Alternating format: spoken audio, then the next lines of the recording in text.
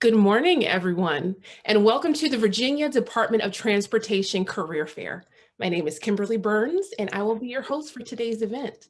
Now, we have several panelists as well as several videos that will help you decide what path may be right for you. All of our panelists have a short Q&A after their presentations, so please make sure to submit your questions that you may have at any time.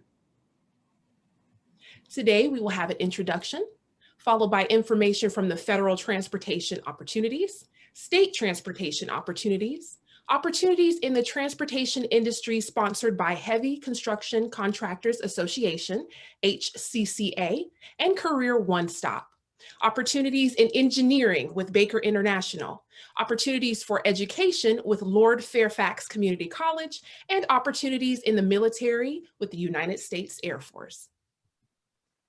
We do ask that you please silence your phones for a distraction-free environment. And again, please get involved, ask questions, and you can submit those questions in the Q&A box at the bottom of the Zoom. So the Virginia Department of Transportation, VDOT, participates in the Federal Highway Administration's initiative to promote the transportation industry and the careers it offers to America's youth. The purpose of this career fair is to showcase the benefits of careers in transportation and to inspire students to consider transportation-related fields while they make their future career choices and goals and plans. Now, please take advantage of the information and tools shared here today as you plan your career path in transportation. I'm excited. I know you're excited. So let's go ahead and get started. Up first, we'll have a brief message from Secretary Buttigieg about federal transportation, followed by a video explaining a little bit more about federal transportation. In the 50s, the mentality around roads was that they existed for one purpose, and that was to move as many cars as you could, as fast as you could. And design reflected that, and whole cities were shaped based on that assumption. It turns out that we're better off if our decisions revolve not around the car, but around the human being. Now, sometimes that human being's in a car, and we got to make sure that car can get where it needs to efficiently and safely. Sometimes that human being is on foot or on a bicycle. And one thing that I don't think a lot of Americans are aware of is how far behind we are on bicycle and pedestrian safety. In other words, other developed countries are safer to walk or bike on than American streets typically are. The design choices we make about how fast cars move, whether there's bike lanes and sidewalks sharing the space with travel lanes, green space even, all of this is part of that picture. And it's an example of what it means to have a truly forward-looking approach on infrastructure. Look, sometimes we do need to add a road or widen one. Just as often, I think we need to subtract. Would you like to help build a faster, safer, more efficient transportation system in an environment that fosters innovation, collaboration, and inclusion? If you answered yes to any of these questions, consider the Federal Highway Administration, or FHWA, a top-ranked public agency. Our employees come from diverse backgrounds with unique skills and abilities, which they share in a professional team environment, all while keeping America's roads and bridges safe. The FHWA is about innovation. We play a key role in deploying new technologies and initiatives to meet the challenges of today's ever-changing world. Federal Highway is about opportunity. Federal Highway provides opportunities to develop work experience and technical expertise through training, rotational assignments, and real work experience. Federal Highway is about collaboration. We serve the public by collaborating with other government agencies, industry, and academia to implement innovative ideas that improve safety and mobility for all Americans. My name is Yamara Rodriguez, and I joined the Federal Highway Administration in the Student Career Experience Program in the Puerto Rico Division.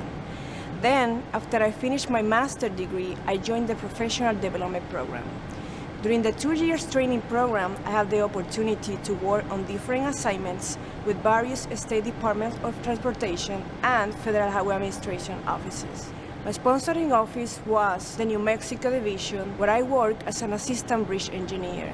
My assignments consisted of a bridge design assignment with the New Mexico Department of Transportation, a 4-month bridge construction assignment in Wyoming with Central Federal Land, and a bridge inspection assignment with the Florida Division offices. These assignments shaped my career while allowed me to visit many states. Currently, I'm working at the Turner Fairbank Highway Research Center in Virginia as a highway research engineer. It has been an exciting opportunity to witness projects being built, and I'm very grateful to be part of the Federal Highway Administration family.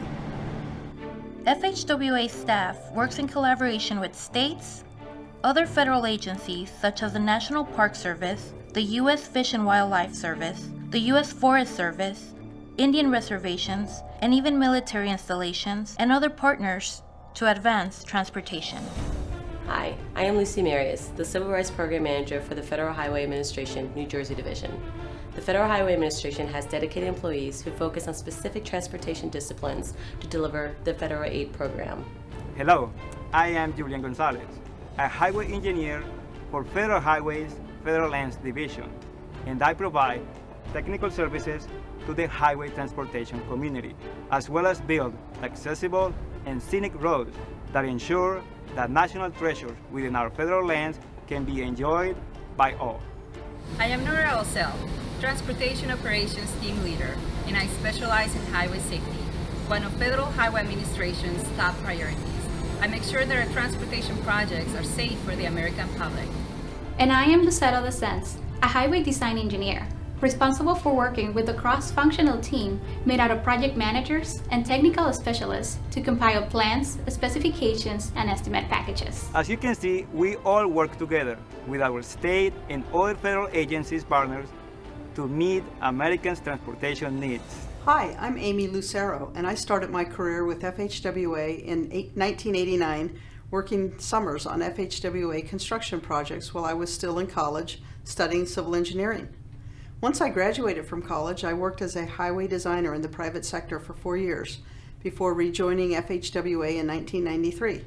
Since then, I've progressively advanced from a construction contract specialist to a quality coordinator, to a highway design manager, to a program manager, and now to the Director of Technical Services, having spent time in field offices and in headquarters FHWA. During my 23-year professional career with FHWA, I have worked hand in hand with our customers and stakeholders in delivering transportation projects. Today, I oversee the work of over 160 talented and dedicated professionals who develop and deliver technical assistance and training, help deploy technology, and enhance partnerships with our state, local, federal, and industry partners. One of my top priorities is to ensure that my staff has the tools needed for their professional development.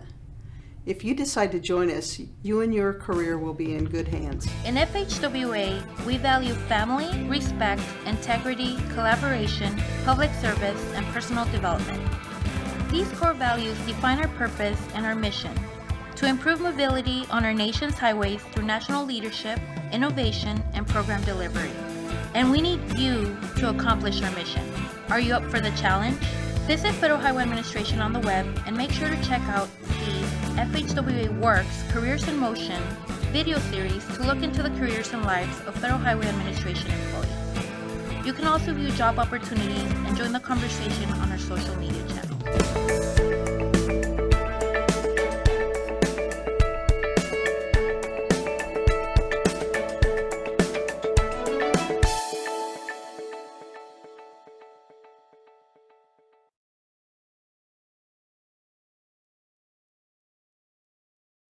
Thank you for that. So up next, a video showcasing what we can expect from the VDOT of tomorrow.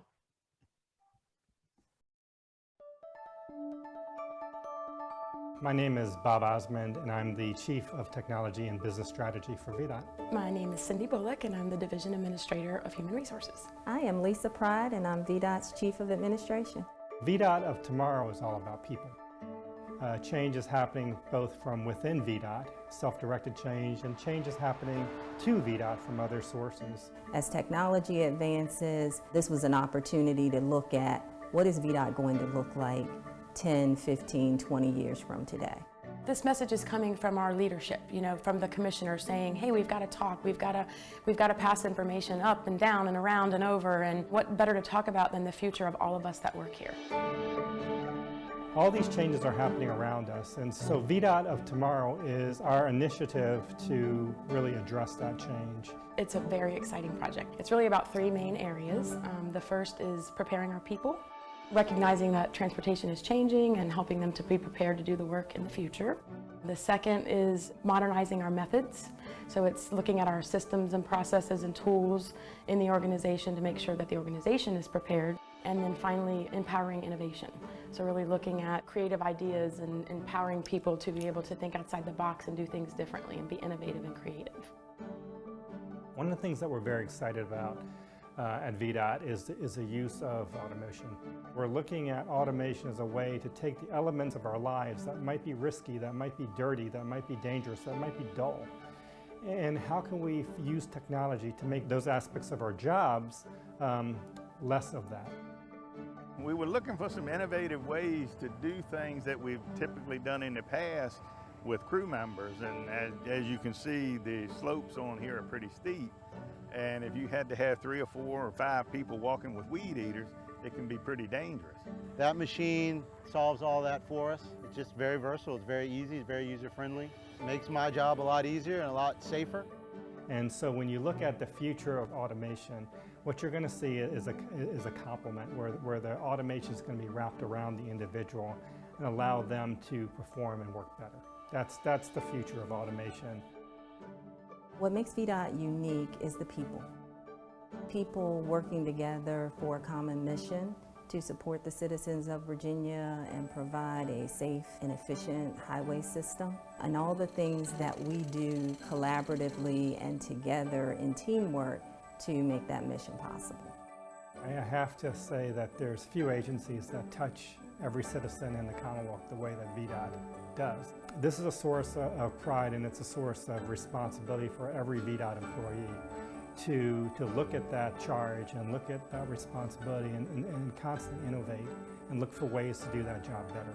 And so if we can find ways of doing more good, I think that's a great thing. And I think that every VDOT will embrace that if they see the connection between better tools, better technology, better execution, and better service.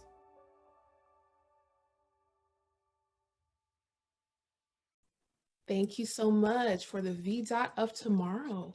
So now, please help me in joining our first panelist to the conversation, Tony Borgia, Talent Acquisition Supervisor for the Virginia Department of Transportation. Welcome, Tony. Hey, thank you so much. Good morning, everyone. As Kimberly had mentioned, my name is Tony Borgia, Talent Acquisition Supervisor for the Virginia Department of Transportation. I am absolutely excited to be here this morning. Highlighting a little bit on our video on VDOT of Tomorrow, we are certainly looking for individuals that desire impactful work, and on a daily basis, that's what we do. We impact the traveling public, we impact our communities of our Commonwealth, and these are really exciting times to be in the transportation industry. We are looking for individuals that have diverse backgrounds. We have so many individuals from diverse backgrounds, different countries, different walks of life. And certainly I want to get into some of our questions and answers session here. And I know that the first question was, what is VDOT? And we are the Virginia Department of Transportation. And I'm getting into the Q&A block right now just to make sure that I cover a little bit more of those questions. And some of the things that we have for questions is, what sort of opportunities do we provide students out of high school? And what I would say is this: we have over 800 unique working titles. And what that provides you is an opportunity to get into business, finance. We have a lot of administrative roles, contract roles, heavy positions in performance monitoring, equipment maintenance, ordering equipment. We have a lot of IT technical positions. And of course, human resources. I have to obviously plug those opportunities as well. We've got a ton of construction inspectors, and obviously we are heavy in engineering, civil engineering specifically. We build the bridges, the roads. We have right-of-way agents, and those are some of the broad view positions that we have. Now, a lot of people are sometimes concerned with not necessarily having the right experience or the right education. And what I would say is this: that many of our positions, we look for experience, we look for potential, we look for individuals that have that innovative mindset. We look at a lot of our competencies in individuals, and we hire based off the whole person concept. So what that means for you is to check out some of our website, or check out our website for some of the positions that we do have. We have phenomenal apprentice programs for construction inspectors. We have civil engineering scholars, and we also have a fantastic engineering development and growth experience known as our EDGE program. And our EDGE program is a 2-year training program which individuals in the civil engineering background would come work with VDOT and do operational rotations for 2 years. Provides a phenomenal opportunity to get introduced to some of the different functional areas throughout our agency. We also, with the Civil Engineer Scholar Program, is more of a scholar program for individuals getting ready to graduate. So in between your junior and senior year, provides you a phenomenal opportunity to work with VDOT, get yourself introduced, and start getting some experience for your resume as well. So I'd really encourage you to explore some of the apprentice programs that we have available for the summer work programs, the EDGE program. And, you know, at the end of the day, a college degree may not necessarily be required. It is a preferred that we have, or preference and qualifications for many of the positions that we have. We are a huge advocate for continuing education. So if you don't have your college degree now, that's fine. There are many of positions that we have that don't require a specific degree or years of experience. And what I would encourage everyone to do is start networking with individuals within the Virginia Department of Transportation. Reach out to them. A lot of us are very busy with our social media lives these days. I'm a fan of TikTok. I enjoy it, but I also spend a lot of time on social media like LinkedIn. It's allowed me to establish a really strong network with individuals that are in the engineering and transportation fields. And I would encourage everyone, even in youths and high school and early in college, to create those sort of accounts on LinkedIn and start your professional development and growth now with networking. And if you want to find me on LinkedIn, I'd be happy to connect with you. I'd be happy to share a little bit more of what VDOT has to offer. I view us as a village of VDOTers. We are certainly dedicated individuals that want to impact and make traveling safe. We want to add to the economy and really make the Commonwealth of Virginia be the fantastic location that it is. So those are some of the things that I think are important for me to talk in the brief minute or two that I have with everyone here. I think I've answered the questions in the Q&A. And really encourage everyone to look at some of the stuff that we have to offer. We're preparing people. We're looking at modernizing methods and empowering innovation. So I really appreciate everyone's time. I'm so thankful for the opportunity to be here with everyone this morning. And I'll pause there to see if there's any more questions and answers, Kimberly. We do have one more question, and thank you so much for that wealth of information that you just provided us with. We have a student asking, is VDOT available over the summer or during the school year? Are there internship programs available during the school year as well? We do have some summer internship programs available. And what I would recommend is, getting onto our career website. They are very competitive positions, so it's important to obviously look at the qualifications for it and get your application submitted sooner than later. And there are some of our scholar programs that are in addition to the school year as well. That would be a fantastic opportunity to get yourself introduced to the transportation environment and some of those functional areas that we all have here at VDOT. So absolutely. Thank you so much for that. And before we go, what's your favorite part about working for VDOT? Well, I'm a service-driven individual. I'm retired from the Army, and for me, it's all about people. I'm really passionate about people, and I think that the Virginia Department of Transportation provides impact daily to everyone. Whether you're driving to work, you're driving to school, driving to see a family member, commerce, and for me, it's the impact.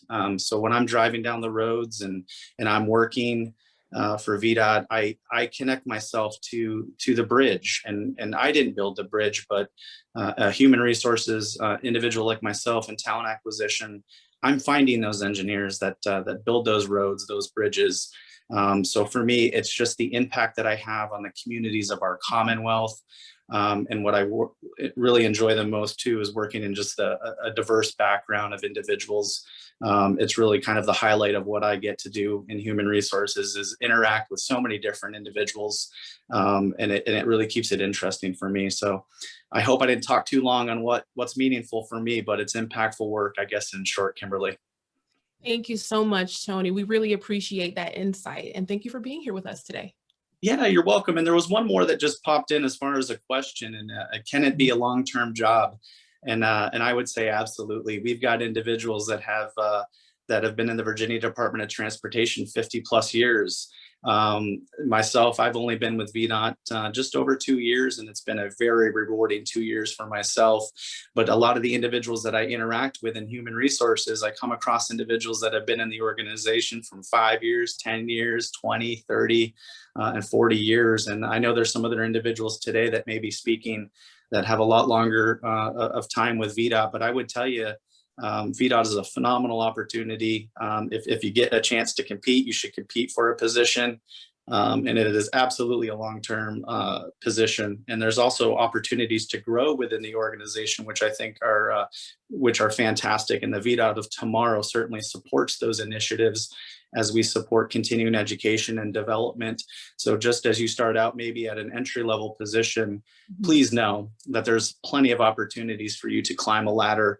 And you could go from an EDGE program participant all the way to the commissioner of the Virginia Department of Transportation. So it's really a phenomenal opportunity, I think, and certainly provides you the long-term opportunities.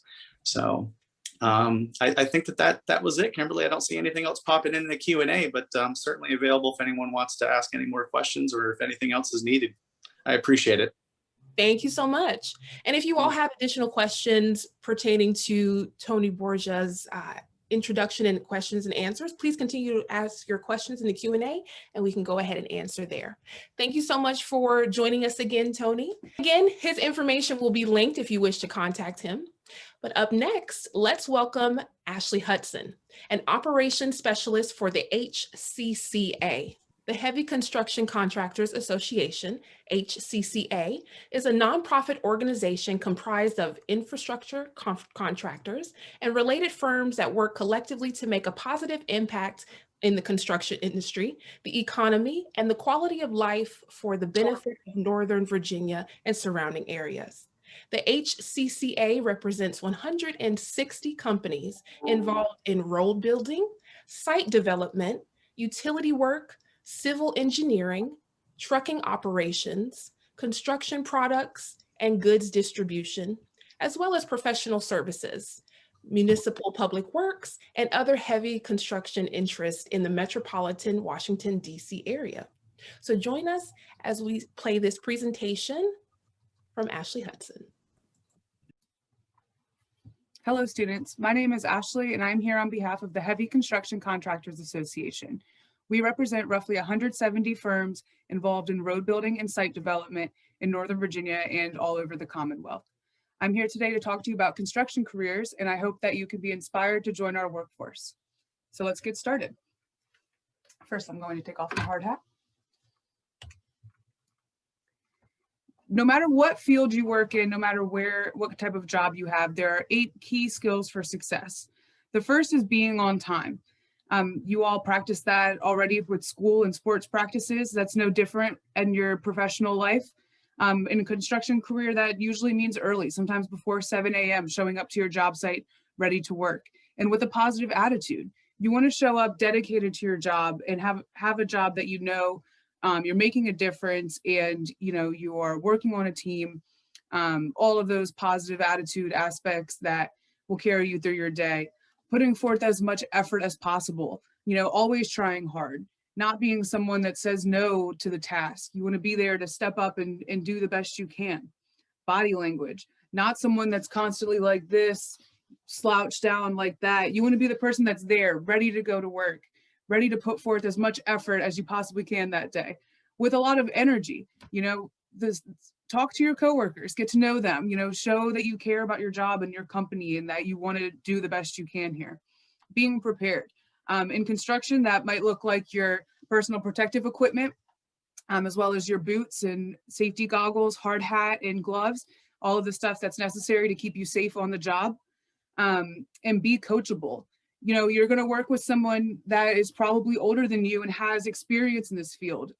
Learn from them, take their tips, and do what you can with it. Be the best team member that you can, and do extra. Ask your bosses, what can I do to help? At the end of the day, before you leave, is there anything else I should do before I leave today, or something you would like done? Do that extra, take those extra steps, and be that leader that shows that you're here to work hard and that you want to get your job done well. And here's kind of the distinct career path that is shown for construction workers. You're going to start out as a laborer helper, such as the stop slow panel that you see on the road.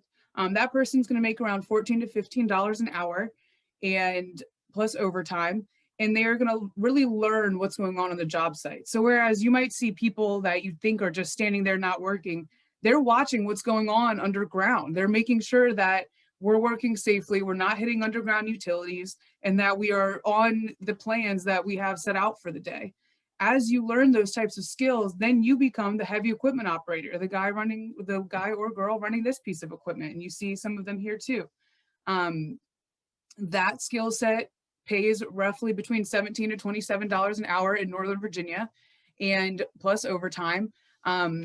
And while you're there, you can learn a lot more about your job site, and then you can run your whole crew, and you're the foreman, you're the crew leader, and then you can run your whole job site, you're the site superintendent. And then you can run all of the job sites that your company might work on, and then you're the senior supervisor. As such, there are other professional positions, safety director, engineers and project managers that all have high salaries, benefits as well. There really is a distinct career path here that you can learn with your feet on the ground.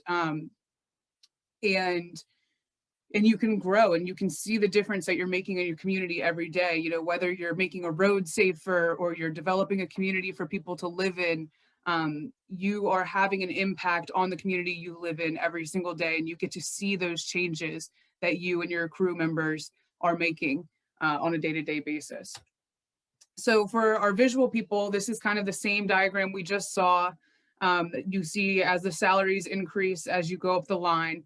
This shows that a lot of different types of equipment, and they each have different functions on different job sites and with different companies that have certain niche skills. You see skid steers and mini excavators are kind of the smaller stuff, off-road dump trucks. You have loaders, trenchers, scrapers, bulldozers, mixers, pavers, excavators, motor graders. Motor grader is one of the highest skilled heavy equipment positions in transportation construction. So there's a lot of skills to be learned there. And it's important to note that each one of these things requires a different person. So there are so many jobs out there in transportation construction that you all can learn starting day one on the job. And like I said, you move up to be your crew leader, your foreman. Now you're in charge of your job site and in charge of your project. So high paying positions with benefits. You get to work outside and do something different every day, and you get to see the way you're affecting your community. So really rewarding jobs, high paying jobs for the area that you can do. And here's kind of an image of different pieces of equipment. So like I said, the motor grader is kind of the really high skilled position. Bulldozers and backhoes, you probably have seen these on the side of the road. So a lot of different things. And imagine, what do we have here? 8 or 9 different pieces of equipment.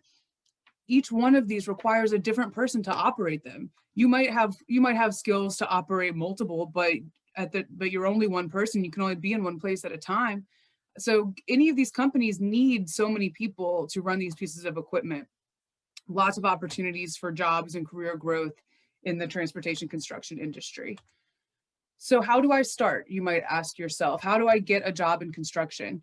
I will tell you, you can walk up on a job site and ask, as long as you are safely dressed and a distance away from the heavy equipment, of course, and ask someone, how can I get a job with this company? Maybe it's close to your home, or maybe you see nice trucks and you're thinking that company must be a good company, you can walk up and ask someone, how do I apply? They might direct you to their website and say, apply online. I will tell you, whenever you apply online, always call the company by phone to follow up on your application. That is the best way to show a company that you care to work for them. So you can apply online to any of these firms. You can follow up by phone. You can go and meet people on the job sites, or you can take this heavy equipment operator course at your local community college. Here in Northern Virginia, the closest school that offers this is Lord Fairfax Community College. And it is an awesome program taught on simulators and in the classroom, so you can safely experience what it's like to run a piece of heavy equipment indoors and on a simulator, as you can see in these photos here. So this course is offered at several community colleges throughout the state. HCCA proudly backs this program and has supplied much of the professional insight to create it, because there is truly such a need for construction workers in the state. This is a great way to get started. It's only an 8 to 12 week program, depending on whether you take it weekday evenings or during the weekend. And there's fast forward funding that can come from the state to help an applicant afford the program as well. So you can take this program as a high school senior and you can graduate and go to work immediately, which is great. You'll find that you'll be making more money than your friends that are racking up college debt and having a rewarding job where you can see the impact you're making in your community. So here you see various high schoolers from both Fauquier and Prince William County who took this program, graduated, and received job offers from each of these firms. This guy at the bottom is especially cool because he started working for Superior Paving. Shortly afterwards, he had the operator on his crew became sick. He wasn't able to come to work for a few weeks. This guy said, I can run that piece of equipment. Can I try? And the company gave him the opportunity, and he's been running that piece of equipment since. Of course, he's received a pay increase for the additional skills, and he's become a staple on his crew. You know, he has the opportunity to keep growing in this field because of the doing extra, because he saw the opportunity and asked if he could fulfill that. So there are opportunities for young people to step into these positions and grow with these companies. And I highly recommend checking out the Heavy Equipment Operator Program if you're looking at trades programs. Lord Fairfax and many of the community colleges offer a ton of workforce trades programs, HVAC, electricity, and you can take them in 8 to 12 weeks, graduate with a certificate, and go directly to work with these trades companies and have a fulfilling career, a fulfilling, high-paying, with benefits career, 8 to 12 weeks at a community college. Sounds pretty good to me. So you might be also thinking, where are the women? Well, women make up about 10% of the construction workforce in Virginia, but they are a force to be reckoned with. Here you see a friend of mine, Julie, that I worked with when I worked at Branch Civil. Julie started out on a small piece of equipment, just like we said, on a smooth drum roller in 2014. By 2016, she was running this larger piece of equipment, the rubber tire loader. And by 2017, she's running a mini excavator. You can see her here on the side of a highway in a large piece of equipment doing the work. And by 2019, she became her foreman, her crew's leader. So she truly, on the job site, learned the skills, understood plan reading, understood what it meant to move the dirt where the dirt needs to be moved. And now she's running her crew. So Julie's a great example of how women function well in this industry and can succeed just as well as a man can. It's often said that women pay very close attention to detail, and that's something that makes them good at these jobs. So again, a great way to get a high-paying career with benefits soon after high school for both men and women. And women also hold leadership positions in these companies. HCCA recently held a virtual event called the Ditch Diggers Dialogue, and we had a panel of speakers made up of the 4 that you see here on your screen. Kathy Underwood is the president of Branch Builds, which is a vertical building construction contractor out of Roanoke, Virginia. Lisa Wagman Glazer is the senior vice president of Wagman Heavy Civil in Pennsylvania. and they also do work all over the Mid-Atlantic East Coast. Kathy McGee is the Director of Innovation and Research for the Virginia Department of Transportation. That goes without saying, that's really cool. And Katie Kozlowski, she is the manager of a quarry in Georgia for Luckstone.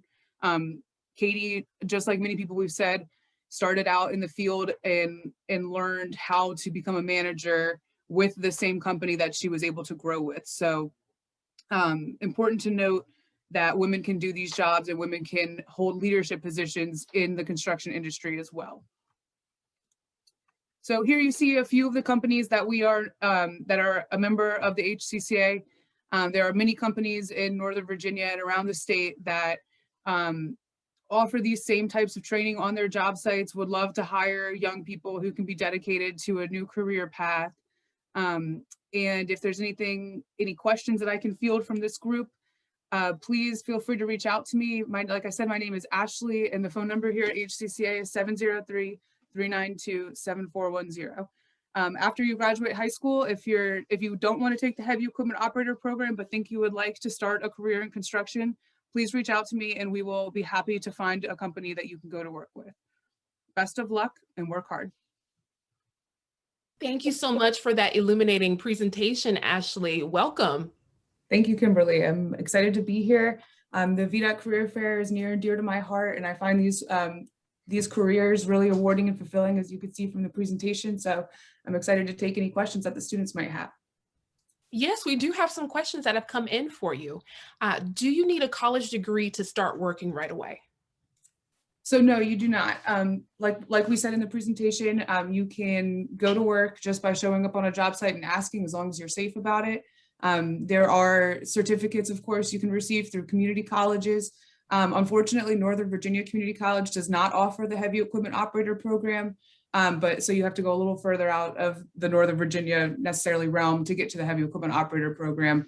But a quick certificate can get you started very quickly. Thank you. Thank you so much. And so it seems like construction jobs really pay well. Would you be able to provide some insight as to why some trade jobs seems to get a bad rap? Yeah, it seems like over the past couple of decades, there's been this huge push for students to go to college, go to college, go to college, no matter, whether you have a job in mind or not. And that's not always the best path that a student could take. If they didn't have that influence and pressure to go to college, they might find that there's plenty of jobs in their community that are needed right now. The great thing about working in these positions is you don't have to call somebody to come in and build this thing for you. You can build it yourself, So I think maybe they get a bad rep because they're risky. There are aspects of them that are unsafe, but they are rewarding, as I said in the presentation. So we're hoping that over the next couple of years, students will realize that there's great opportunities through your community colleges, and that you can do without, that further education, if that's your choice. Thank you. Thank you. So another question that we have is that there seems to be a diverse amount of opportunities and opportunities for upward mobility within the construction industry. So what would be, in your opinion, the best part about working in the construction industry? I think the best part is getting to see a project from start to finish. You get to see either the vision that someone had that needed to be turned into reality, or if it's an unsafe area that needs to be improved upon for your community. Getting to know that that's something that you had your hand in as you drive by it, for the decades to follow, is really cool. Kind of like Tony said, you get to see the effect you're having on your community while you go to work every day. And not every industry, especially the computer-oriented ones, have that same benefit, that when you turn off your computer every day, do you feel like you've really made a difference in your community? I think in a construction field, when you walk off your job site, you have. Thank you. Thank you. And we do have one more question. Do you learn how to handle the heavy equipment particularly on the job site, or more so in training programs or in community college courses, or all three? So a lot of the construction companies have an on the job site training program. So As long as you're showing the dedication and interest to rise in that company, somebody on your job site will likely train you so that you can grow in that company. Of course, there's the equipment operator program through the community college that you can take. And then if your interest is to go to college and go to university and get a degree to enter the construction field, the civil engineering degrees, there's great programs, especially at Virginia Tech, that set people up well for the construction industry. So there's a variety of ways to enter it. Okay, thank you. I do see one other question in the chat box. I have a student who lives in Maryland. Are there any heavy equipment courses available in the community colleges in that area? And I don't know the Maryland community college system that well, but if you would like to send me an email, I will certainly look into it for you and try to find an answer. Thank you, Ashley. We definitely appreciate that, and we appreciate you being here with us today. And up next, we will have Nyambi Jarvis, who's going to talk us through the Career One Stop website. Welcome, Nyambi. Thank you, Kimberly. Thanks for having me, and look forward to today's discussion. So right now I'm going to share a great tool that was developed by the U.S. Department of Labor's Employment and Training Administration.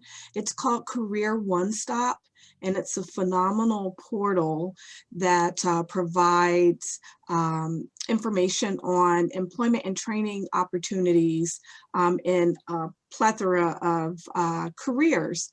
And what we'll be focusing on is the Get My Future functionality of the Career One Stop portal. And in this presentation, I'll give you some information on the tools that are available. They focus on providing resources to youth between the ages of 16 and 24, again, to help find education, training, and career info. And also, they provide resources to help you deal with barriers that you may encounter to higher education or post-secondary education and employment. So by the end of this presentation, you'll have knowledge about the website itself, the resources and tools using the Get My Future portal. So let's go to the next slide. So as I stated, the website has basic information about the career pathways that are available to you across the country. It helps you explore careers. You'll also be able to learn and locate training and education programs, consult or conduct a successful job search, and again, look for resources to help you overcome those barriers or issues that might preclude you from achieving a path to career success. And so one of the things that we'll be doing is looking at navigation in the next slide. And you'll see that in each topic area, you can start with the concept of what you want to do. I want to find a career I like, finish high school, get work experience, write a resume, get a job, get training, etc. And so it's really user-friendly. You can click on those images and explore careers, find information on education, employment, find support. Some of it also includes financial resources, and then a toolkit. On the right-hand side, there is a user guide button. You see it circled or squared off in red. And we're going to take a quick look at what the user guide will look like for you and how you can maximize the tools. So let's go to the next slide. All right. So the user guide basically provides you a walkthrough of the website and all of the tools that are there for you. And this section, this is something that I really love, is that it's printable and they have worksheets and checklists that you can use on the website. And they also link to all of the success story videos. So if you're like me, sometimes, I need to write down what I'm doing so I stay on task and I know what I need to work on, or what other information I might need to find to get my questions answered. And so that the user guide provides you with those tools. Okay, let's go to the next slide. And one of the things that I really love about the site is that there are these in-depth videos from people who have personally overcome challenges and experienced success in their own career path development. So they have a nice diverse listing of videos, and you can see how people overcame some of the challenges. Just quick examples: Lonnie, he was the first person in his family to go to college. Gabby found support for college. Ashley talks about finding stability and a career after experiencing homelessness. Alex talks about how to go about getting an internship. Kat talked about her transition from foster care to successful career path. And Stefan talks about work experience that he gained to build his career. Joel talks about overcoming drug abuse and a criminal record in order to successfully participate in the employment and career development pathways. And then Antoine also talked about moving from poverty to parenthood.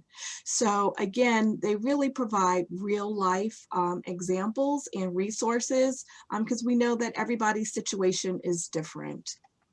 Okay, let's go to the next slide. So in the portal, you'll be able to explore careers. And this is something I wish I had when I was in high school.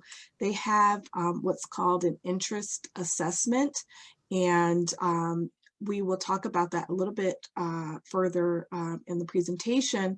But basically, they help you determine what your interests are, and they will match you up to potential career pathways.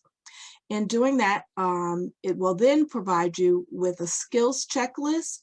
And for those suggested career pathways, they'll provide you with the occupation profile, career videos, career goals that you can set, and what advancement could look like in that career pathway. And there are other resources there as well.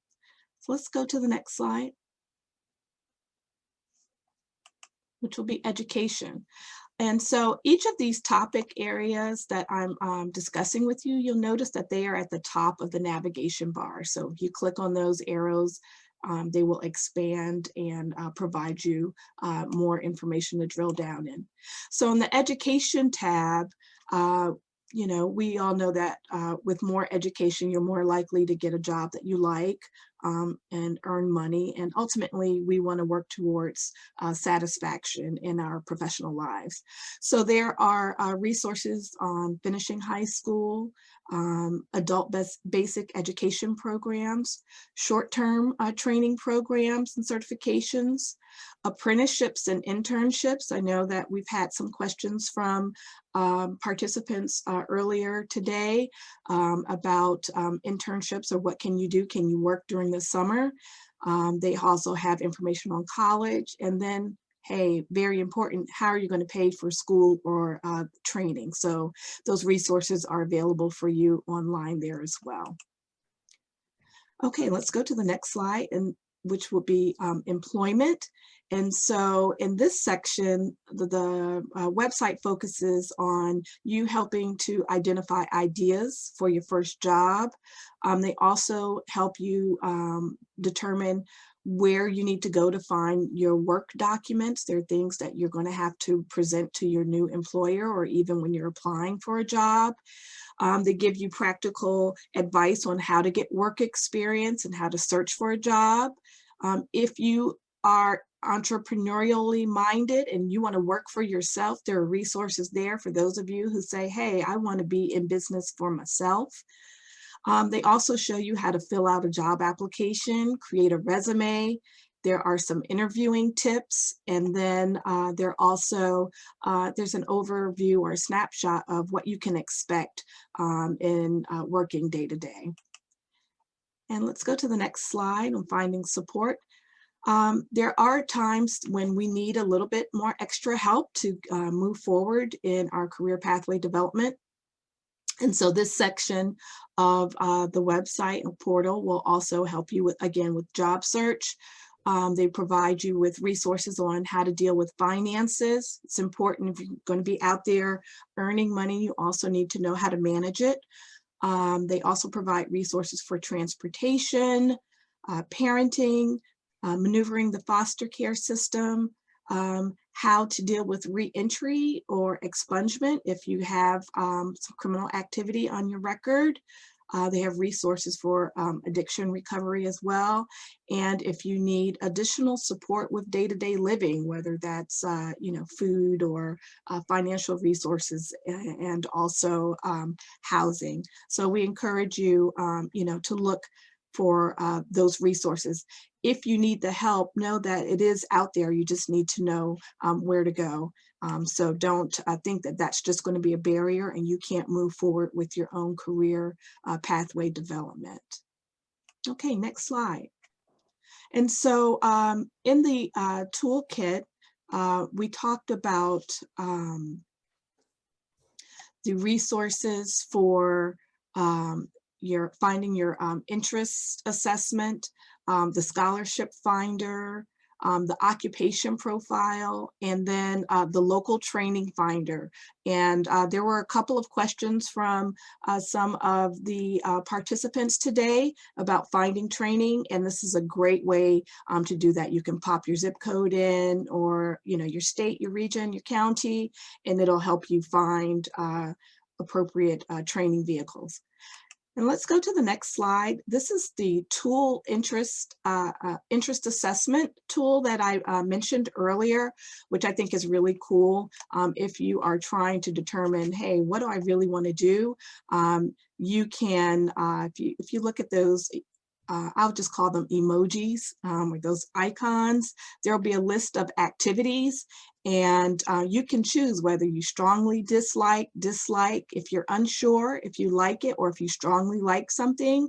And then the portal takes that information and determines, it provides you with some sample career paths for you to take a look at and see if those things would be of interest to you. And when you do that, let's go to the next slide. What you come up with is an occupation profile, which is really cool because they have information on more than 800 different careers. And what I also love about this, and I wish I had this when I was your age, is that they also have video descriptions about each field, and you can watch those, right? So you can read about the occupation profile, but you can also listen to and watch the video descriptions as well. So you can start by entering the career you're interested in and your location, and all of that information will come up, which will also include not just the job description, but also what the wages look like, the employment trends in that career, the job outlook, that's like the probability of you being able to land a job, what education is needed, and what skills and abilities are associated with that particular job. Again, on the next slide, we have the local training finder, which we mentioned earlier. Again, pretty user-friendly tool. You can go in, identify a list of schools in any region that you specify that will match your search. And you can click on the school name and learn more about the school and the programs. So we encourage you to please take advantage of these resources. And the next slide, we're going over the scholarship finder. And so I know many of you, are trying to figure out how am I going to finance school or trade program or the certification program. And so there are scholarships and grants that are listed in this portion of the Get My Future and Career One Stop website. Scholarships, as you know, are financial gifts that help you pay for school, and they can come from a college, a community group, business, or the government. And they're based on different criteria, which could include your location, where you live, your race, ethnicity, your life experience, your extracurricular activities like music or sports or other characteristics. So they have more than 7,500 scholarships, fellowships, grants, and other financial award opportunities available on the site. And you can do a search by keyword to find the type of award that you are looking for. Okay. And next, we have just a quick snapshot of the Career One Stop blog, which is updated. So again, they have great information for job seekers, those who might be interested in starting a business, and resources for parents and counselors as well. And then the next slide is a quick snapshot of what a mobile tool. So you don't have to be tied to your desktop or your laptop to utilize these resources. So that's pretty cool. So you can go to the Google Play Store or the Apple App Store and download their Career One Stop mobile app. And hey, when you're on the go, you can, search for the resources that you need and continue to move forward with your career development. And going on to the next slide, we have a quick snapshot of where you can find Career One Stop on social media. So if you like to hang out on Twitter, or if you're on Instagram, certainly the videos are on YouTube. We also encourage all of you to work on creating your professional LinkedIn profile, which is like your digital resume, as you move forward. And they're also on Facebook, so you can check them out there.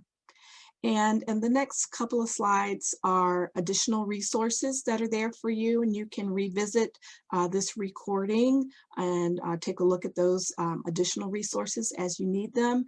And then finally, if you need to contact the Career One Stop, here is the information for the program itself. So I'm going to pause here, and what we're going to do is show a number of videos that are directly tied to the transportation and construction industry that we have actually pulled from Career One Stop.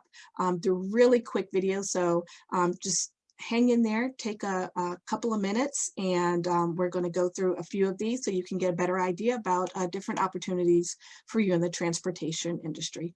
Thanks so much, and we will then open the floor back up for Q&A. Thanks. When a building goes up, construction managers handle the big questions. Who's doing what? How long it will take? How much will it cost? And what happens if there's an accident or work delay? They plan and supervise all types of construction projects, buildings, roads, bridges, and more from beginning to end. Construction managers work closely with architects, civil engineers, and a variety of trades workers. They frequently call in city inspectors to ensure that all regulations are met and may consult with lawyers and local officials for large projects. They use cost estimating and planning software to develop budgets and schedules, which they must maintain while also fulfilling design specifications. Construction managers work in both commercial and residential construction. Many are self-employed, while others work for specialty trade contractors. They typically have an office, but spend most of their time on site to monitor construction activities and make on-the-spot decisions. Long hours are common, as is being on call around the clock. While almost all positions require extensive construction experience, formal education needed ranges from a bachelor's degree for the biggest projects to an associate's degree or high school diploma for smaller projects. Some managers earn general contractor credentials and work for themselves. A new construction manager typically trains as an assistant under an experienced manager.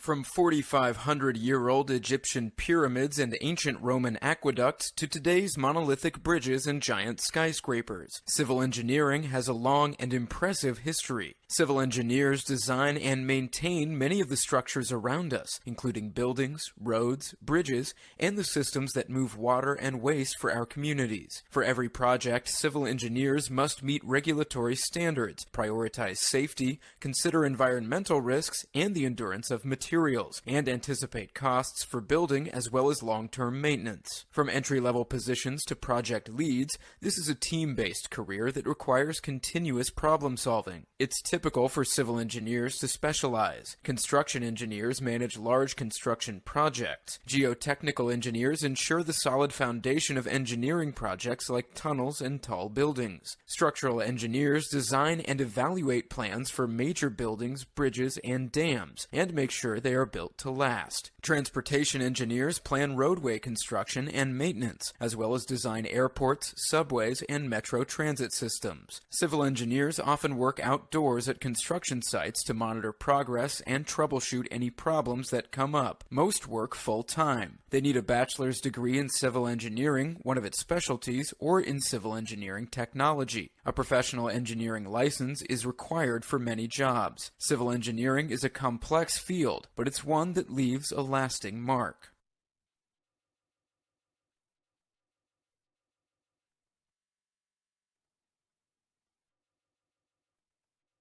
Building above the ground is called construction. Taking materials from beneath the surface is called extraction.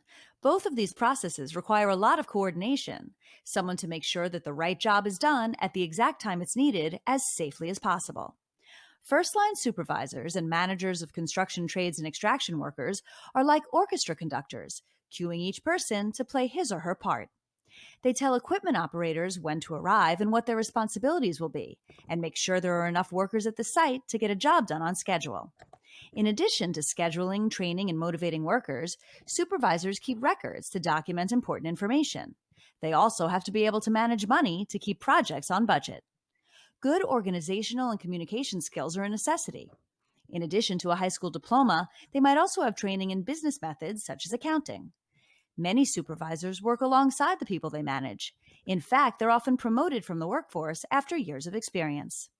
Whether they work underground or high above it, first-line supervisors and managers of construction trades and extraction workers do important work for a nation on the move. Moving mountains may sound impossible, but material moving machine operators do it all the time, one load of earth at a time.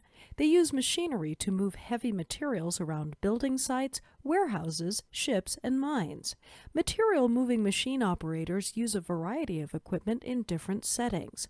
Most of these operators drive forklifts, moving materials around warehouses, storage yards, or work sites. They may operate conveyor belts to pick up merchandise and move it to and from large warehouses, building sites, and vehicles. Many operators work for underground and surface mining companies, digging mines to extract coal, ore, and other materials. They load material onto shuttles or conveyors running from a mine to the surface. Some operate platforms and cages that raise workers and materials up to elevated construction sites, or lower them down into mines and quarries. In construction, these machine operators clear space for buildings with excavators and operate cranes to load and unload building materials. Cranes are also used at ports to move cargo and at iron and steel mills. Dredge operators lift large quantities of sand and gravel from the bottom of rivers, lakes, and other waterways so that ships and boats can move freely.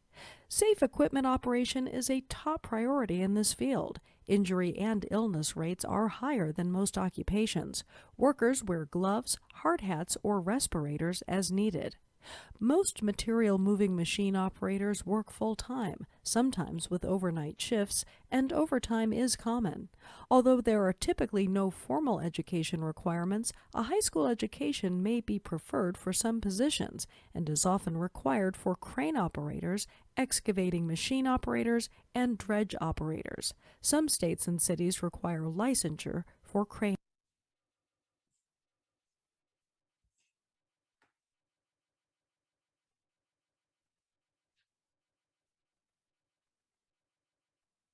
For every great product that's been made, from the tiny cameras and smartphones to the Golden Gate Bridge, the close scrutiny of a cost estimator helped make sure it could be built. Cost estimators estimate the time, money, materials, and labor needed to manufacture a product, construct a building, or provide a service.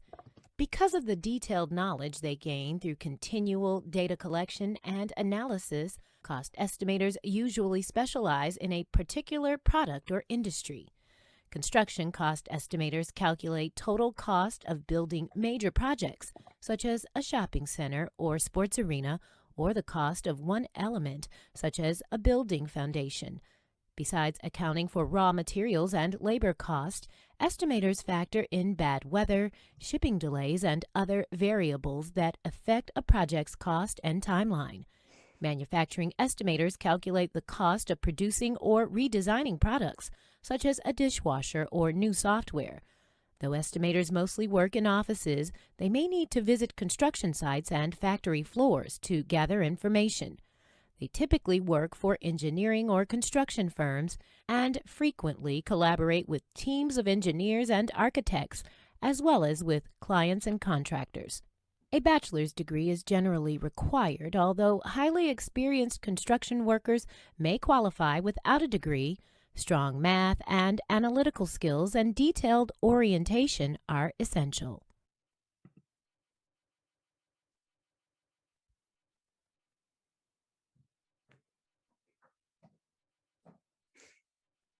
Watching huge bulldozers, graders, and earth movers in action fascinates most people, but only a skilled few can actually operate them.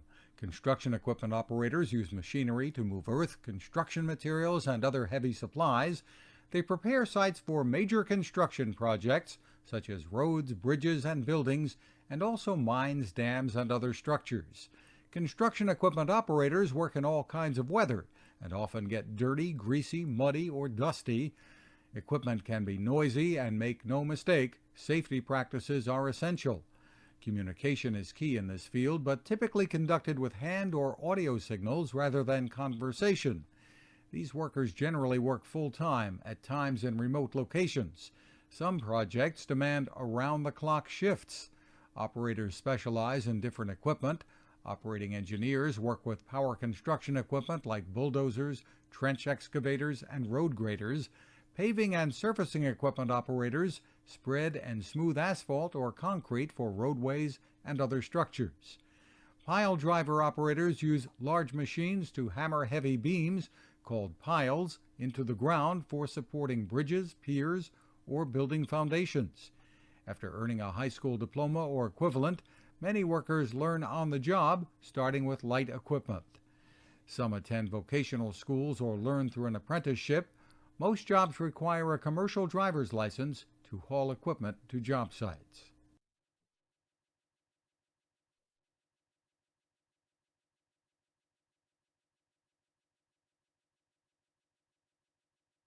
Construction laborers are skilled workers who do much of the physically demanding labor at all kinds of construction projects, from excavation to building and demolition. Construction laborers use a variety of hand and power tools to hammer, lift, saw, and measure materials. Depending on the specialty of their employer, laborers might prepare a work site, dig trenches, mix and place concrete, or even work with hazardous materials or explosives. Cleanup is usually in the job description. In different phases of construction, laborers assist other trades workers and may need to interpret plans or specifications to set work priorities. They may also direct traffic around a work area to keep other workers safe.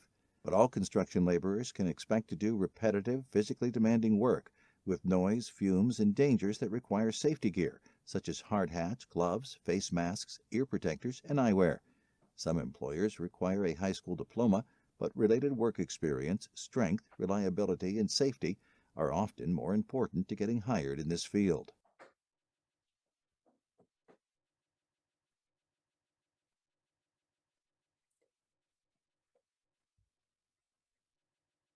Highway maintenance workers maintain much more than the traffic arteries that crisscross the country. They keep up all sorts of other roads too, including country roads, airport runways, and public rights of way. In their unending pursuit to keep America's roads in good condition, highway maintenance workers repair guardrails, road markings, and snow fences, and also patch broken pavement and potholes. They mow ditches, clear litter and brush or overgrowth in the summer, and plow snow during the winter. Highway maintenance workers almost always work 40 hours a week, and some may find the work conditions strenuous. The majority of the workday is spent outside, often in high or low temperatures around contaminants and heavy machinery. Safety gear and protective clothing are worn much of the time. Most highway maintenance workers have a high school diploma or equivalent.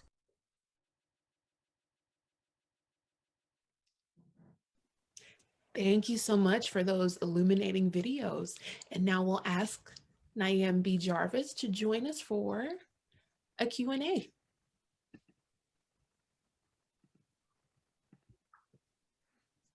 And students, please remember that you can submit your Q&A, your questions for us to answer here at the bottom of the screen. Thank you so much for joining us, Nyam B. Thanks for having me, Kimberly. Absolutely, absolutely. So the Career One Stop website really is a comprehensive portal for students to come in and figure out, exactly how to plan out their journey. Would you have any advice or give us maybe what you would do first when embarking on that journey? Yeah, I think during the presentation, I talked about the interest assessment tool, and I think that that would be the starting point, because sometimes, as we are trying to determine what our career pathways are going to be, it can be information overload, right? And so like the easiest thing to do is to start to think about, well, what is it that I like to do? And ultimately, and we talk a lot about work-life balance and finding satisfaction in our work. And I know that this is very important to current generation as well. And so having a tool like this, an interactive tool that where you can really take the time to think about what your interests are and look at potential scenarios, that would be my recommendation. It's very user-friendly. And it's also something that you could sit down and do alongside with your parents, right? So as you are preparing for applications, or your folks are saying, what are we going to do? And you're looking at also, what your financial contribution may or may not be.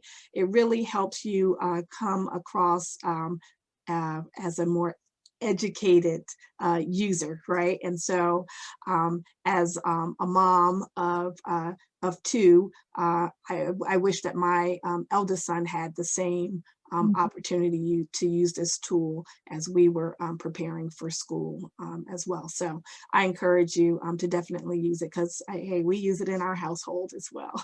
Indeed, indeed. It is a phenomenal resource. And I also wish that I had something like that when I started my career as well. So thank you, thank you. And let's see. So there are a variety of different positions that one could have in the transportation industry. Can you speak a little bit about how someone may pivot? Maybe you'll start here and decide to move on to do something else? Well, I think the videos that we have shown earlier today spoke to that, and the example that Ashley gave earlier about it's basically like being at the right place at the right time. And so what you'll find, not just in transportation, but just in the workforce in general, there is something called innovation. And so we live in a world that's constantly changing, right? And so we all have an opportunity to participate in what innovation looks like, what the evolution of a thing looks like. And so we encourage people and students, when you do engage or move into your career pathway, that you are actively engaged with your coworkers and your colleagues, that you remain a lifelong learner. Doesn't mean necessarily that it's a college course, but lifelong learning looks like reading an article online about something associated with your industry, or when you listen to the news, listen for tidbits to say, hey, that might, I can tie that into transportation, or I wonder how I can use this for my current job. And then one of the things I've always shared with my team as a professional is whatever role you're in, you should always be working towards your next role. So that means, you know, you may need additional skills, some additional experience under your belt to get that promotion.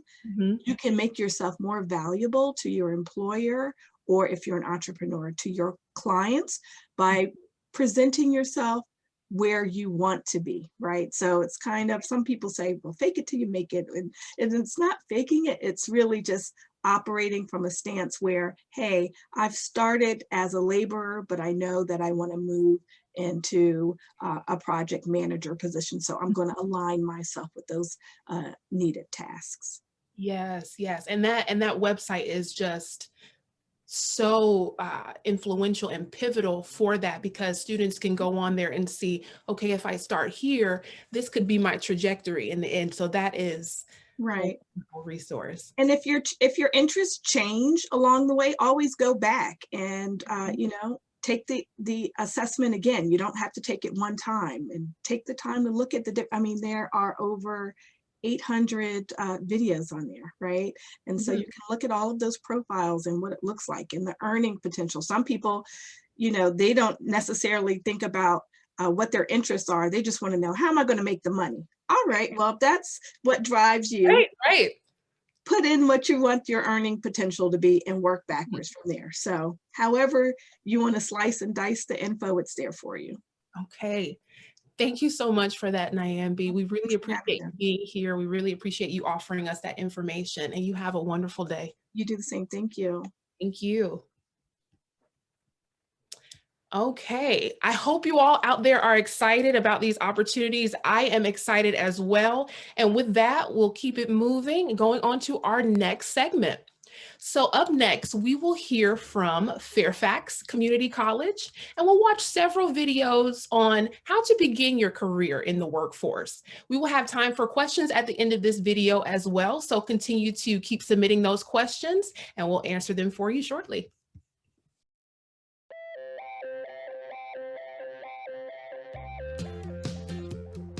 Hi, I'm Albert Pinto, the Trades Lab Assistant here at Workforce Solutions. Workforce Solutions offers apprenticeship, career-changing boot camps, and individual courses to meet your specific training needs, including HVAC, plumbing, multi-craft, welding, and small engine mechanics. All these programs can be packed in an apprenticeship or in a career changer program to quickly gain skills and seek new employment. We provide hands-on training with state-of-the-art equipment taught by exceptional instructors. We offer access to industry resources, and in some cases we can assist with job placement. This year we are excited about some new programs. Manufacturing Technician MT1 with a guaranteed interview. Multi-Craft has expanded into a robust mechatronic programs, and for the first time ever in the state of Virginia, we are offering a heavy equipment operators class. So do yourself a favor, visit our website, and be sure to view the programs available at Workforce Solutions.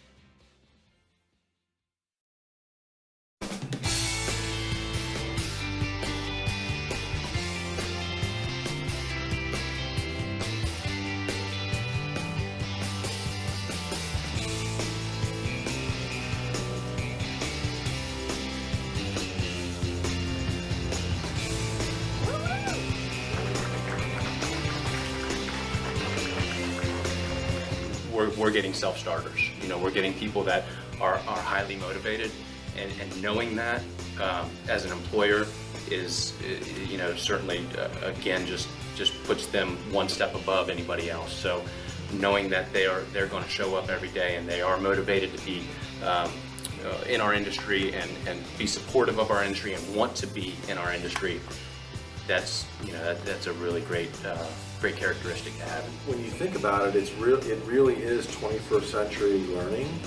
You know, people ask me that periodically, and we say that, you know, we talk about 21st century learning. This is 21st century learning. This is learning applicable skills and then being able to take what you've learned, go out and do something with them right away. That's tremendously valuable. And we have a partner with like Lord Fairfax who's willing to, work with us and provide those kinds of real skills is pretty remarkable, I think. The value a program like this brings is, again, one that really opens that door and opens the students' eyes to their potential and what their passion. Finding your passion for something you want to do, and not just as a job, but as a career opportunity. Because once you get started in the heavy equipment operator positions, there's a lot of movement, a lot of opportunity to move forward and advance your career. So I think these students really took a risk. It shows their initiative, and it shows that they're willing to step outside and do something that's a little different. The biggest thing to know is that, we're always expanding roads, replacing roads, building new roads, buildings, and other things. So it's a continual market that'll never go away, and your career can be wherever you choose to take it. The HEO graduates have taken a great first step in their training. As employers, now we get to take that and go on with on-the-job training and continue their growth that they've already shown that they want to take. These kids, through the interview process, we brought them in for a half-a-day tour, and you could tell each one of these kids aligned with that exceeding expectations. Not only were they finishing up high school, they were trying to better themselves. They were burning 212 degrees, and you can ask those guys what that means, is that they were exceeding expectations by extending their education on the technical side, by learning how to operate a piece of equipment, and still doing high school classwork. My next steps is to just put effort into my career, try my best, burn the extra degree, like Frank said, and keep moving forward, no looking back. It has taught me some different things, different techniques of everything. We've had the opportunity to run the simulators and get the feel of a piece of equipment. We try to have fun and learn at the same time. If you get the opportunity to take this class, definitely follow through and do it. I definitely think you come out of this kind of a step ahead as opposed to just coming into the company, them not really knowing if you have the skills or not. They kind of can see that you know what you're going to be getting yourself into, and you know that this is the line of work that you like to do. And I definitely think that helps. Whether they actually have a desire to go down this career path or other career paths that Workforce offers, I definitely think this gives you an opportunity to figure out this is something you want to do before you just go straight into the work and realize you don't like it. This is a very good first step, and I highly recommend it.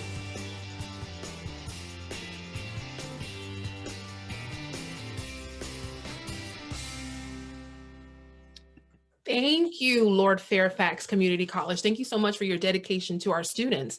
And now we have Ashley Hudson back to help us answer a couple questions that we may have about beginning your career in this workforce. Thank you so much, Ashley. Good to be back. And HCCA has a strong partnership with Lord Fairfax Community College's Workforce Solutions programs. We, as you saw in that video, have provided the professional insight that we bring the companies in to hire the students on the back end. And it's important to note that there are many community colleges in Virginia that offer workforce specific programs. So when you go to a community college website, you want to look for the workforce link that's going to take you to those types of programs. Okay, thank you so much. And how does a community college really help a student connect with those companies?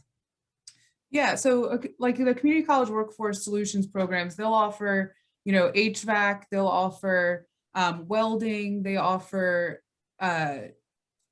medical field positions, and they work with associations like HCCA that represent the companies that can introduce their students directly to hiring firms. So HCCA brings companies in to interview every single one of the graduates of the heavy equipment operator program, and many of them are offered jobs on spot.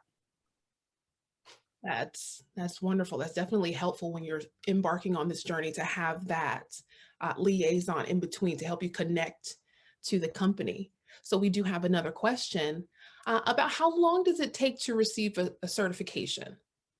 So the programs last between 8 and 12 weeks usually. The heavy equipment operator program specifically is an 88-hour course that's offered both on weekends, pretty much all day Saturday and Sunday, and then weekdays, two evenings a week.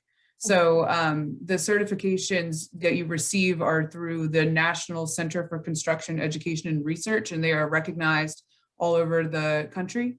So these certifications are transferable and ready to work with. Okay. And how would that certification help on the different job sites or while trying to find that particular job with the different companies? Yeah, so as I said, the certifications are recognized all throughout the country. So if you have a welding certification and you're going to look for a welding job, say you're using LinkedIn or you're using Indeed or Monster or whatever the different websites there are still these days, you'll be able to show that employer during your interview that you have this certificate. So they'll know, similar and, comparable to a college degree, this certificate shows that you've had this extended education that will prepare you for this job. Okay, thank you for that. And we have one last question. What are some other workforce programs out there? HVAC, welding, I'm blanking on what some of the other ones are besides heavy equipment operator. That is actually a better question for the community college. But like I said, this program specifically is not offered at Northern Virginia Community College, unfortunately. But Lord Fairfax, which is located, they have campuses in Vint Hill, in Warrenton, in Luray, Virginia, all just a little bit outside of Northern Virginia, is where you'll see a lot of great opportunities for workforce programs. Okay. Thank you. Thank you so much, Ashley, for joining us again and answering those questions for us. We really appreciate you being here today again. Thank you, Kimberly. You're welcome. All right, everyone. Next, we have a video from an engineering firm in the private sector.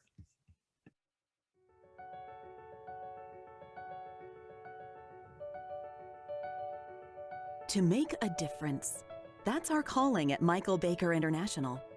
Our work is more than a highway overpass, an airport runway, or a bridge. It's more than a transit station or a water treatment plant. Our work connects people and drives our communities forward. Our work turns ideas into reality and transforms how we live. It all began as a spark, an idea. There's a better world out there and we will create it.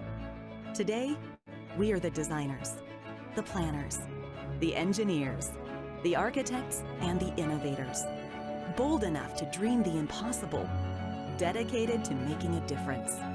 Stronger together. We've built a legacy of excellence that's brought us to the forefront of our industry. And we're not stopping there. We are problem solvers, working globally to create a safer, more accessible, more sustainable tomorrow. We make a difference for our clients, our communities, and one another.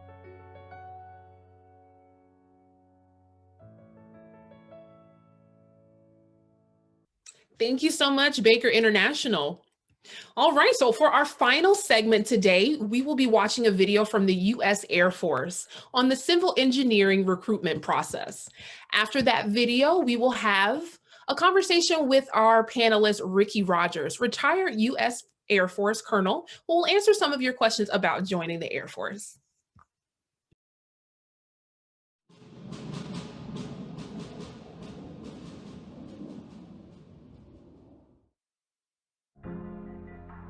When we were kids, we spent our days outside, running around, building things. Thankfully, no one ever told us we had to stop. Not that we would have if they had tried. Of course, now instead of tree houses and bike ramps, we build bases and runways, and pretty much anything else you can think of. When President Truman first signed this Air Force into existence, we were given the job of building it into the most dominant Air Force in the world. Done. For over 70 years, we've been leading the way, putting a roof over every airman's head and every billion-dollar bomber. What we build will last for 50 or 100 years, so we have to get it right. And if something does break, you can bet we're the ones that call to fix it. In fact, if it's inside the fence line, it's our responsibility. If there's a fire, we're there to put it out. If Mother Nature pays us a visit, we clean up after her. And if one of our enemies makes the ill-advised attempt to attack our base, we make sure they wasted their time. It doesn't matter when the call comes. We grab our gear and go to work. The defense of this country doesn't follow normal business hours, so neither do we. Give us a day and we'll turn a barren patch of land into an operating base in any environment. If an earthquake takes out a country, we'll be the first to raise our hands to go in and get it up and running again. That's what we do. We're civil engineers. We're Red Horse and Prime Beef, firefighters, EOD techs, and emergency managers. We're military and civilian. We're a lot of things, but we all took the same oath. So no matter what uniform we wear, the mission comes first. If there's a problem, we figure out how to solve it. A lot of people don't know our names, but I guarantee you they know when we've been there. Because at the end of the day, whatever wasn't working is. Yeah, we may run into a lot of challenges out there on the construction site, but what you'll never hear us say is, we can't. If this Air Force can think it, we can build it. Aim high, Airman.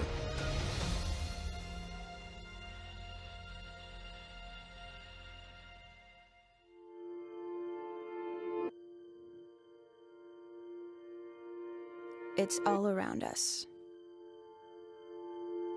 It's the ground upon which we stand. The well-worn paths, and the ones that haven't been forged. It's our history, and our what lies ahead. It's ours to nurture and to protect. We're a force for community and for country. We have the skills to define our future and our nation's future, to make a stand.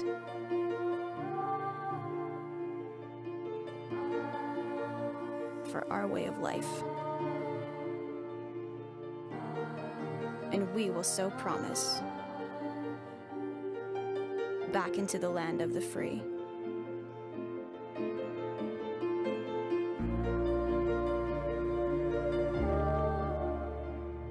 Individually, we're trailblazers.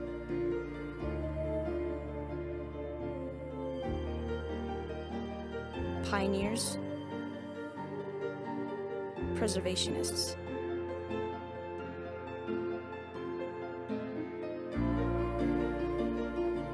United, we are the keepers of the dream.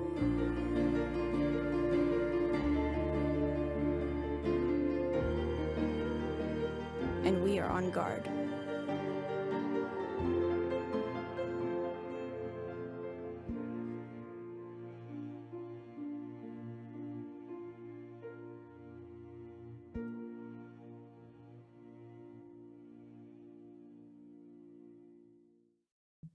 Welcome, Ricky. Thank you for joining us today. Hi, Kimberly. Hope everything's going well for you. Good morning. Good morning, everyone. So this is the last big section of our career fair today. You've all been exposed to a myriad of transportation-related jobs and educational opportunities, tools and videos showing people involved in these challenging yet rewarding careers.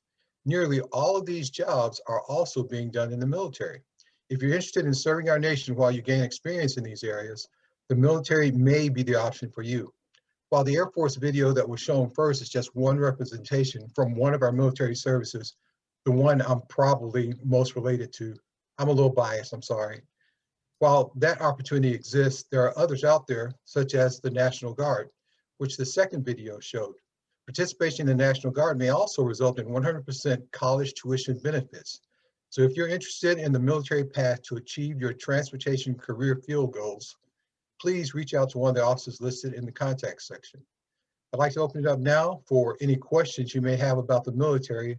I've asked a friend of mine, my phone friend is Master Sergeant Jeremy Mines.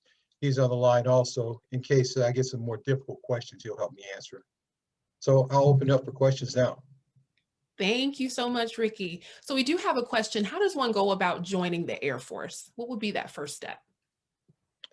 Well, the first step is contacting a recruiter or your guidance counselor to let you know about some of the opportunities with some of the, if you want to go to college and go to one of the served academies. But you can also contact a recruiter, your local recruiter, and they can tell you more about joining.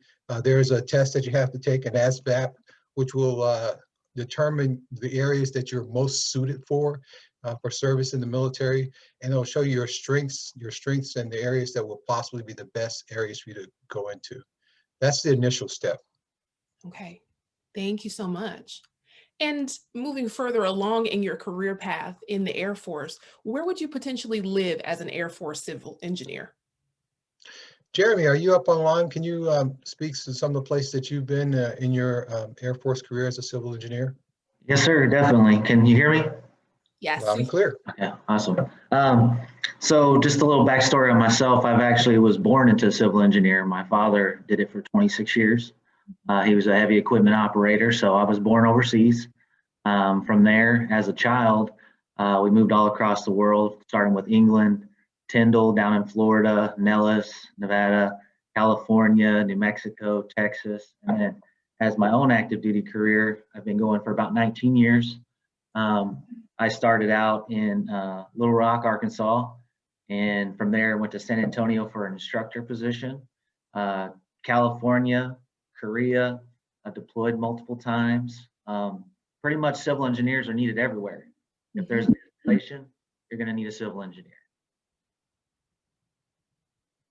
Thank you so much, Jeremy. We appreciate that information. Another question that has come in is a college degree required to be a civil engineer in the Air Force? While a college degree is not required, we have civil engineers in the enlisted force that doesn't require a college degree. We also have civil engineers who are in the officer corps who do receive a college degree. Not required, but you can go either path. Okay. And typically speaking, how much do civil engineers get paid in the Air Force? I'm going to have to pass that one over to Jeremy. Can you give us some thoughts on that, Jeremy? Yes, sir. So when it comes to your civil engineer pay or your military pay, it's a base pay. It's broken down by rank and your years of experience. So just to kind of give you an example, when you first come into the Air Force as an enlisted, you start out as an E1 and it goes all the way up to E9. Okay. So as an E1 coming into the service initially, you're looking at around $1,600 as a base pay. And then with increased rank in years, it can get up to $7,900 a month. Now, if you go to the officer side of the house, depending on how dedicated you can be or want to be, you're going to start at around $3,300 and it could go anywhere up to about $16,000 a month. Okay. Thank you. Thank you so much for hopping on again, Jeremy. We appreciate you. And we do have one last question. Do Air Force civil engineers have to deploy overseas? Yes, the entire Air Force is a deployable force. So there are going to be times when you'll be expected to deploy. As a matter of fact, a lot of the times the deployers, the civil engineers, be the first ones to deploy as they set up the base and the facilities for use by follow-on forces. So the short answer to that is yes. And just as Jeremy mentioned, you'll deploy to some pretty incredible places that most people can only read about. You get an opportunity to see those places and actually experience it. Thank you. Thank you so much. Well, thank you so much, Ricky, for joining us. Thank you, Jeremy, for joining us as well and answering our questions. We appreciate you having time for us today and have a great day. Thank you all so much for joining us today. I hope you have enjoyed the presentations and feel more prepared, to take the next steps toward beginning your career. To take us out, we have Leslie Martin, Civil Rights Manager from the Virginia Department of Transportation Office of Civil Rights. Thank you, Kimberly. Hi, I'm Leslie Martin. As Kimberly stated, I'm a Civil Rights Manager with VDOT, and I thank you for joining us today for our 16th Annual Transportation Career Fair, Your Ride to the Future. I hope you are now able to take away some great ideas on career opportunities in an exciting industry, whether or not you are college bound. Thanks again for participating, and we look forward to seeing you again in the fall when we plan to have a much more interactive virtual career fair. Thank you.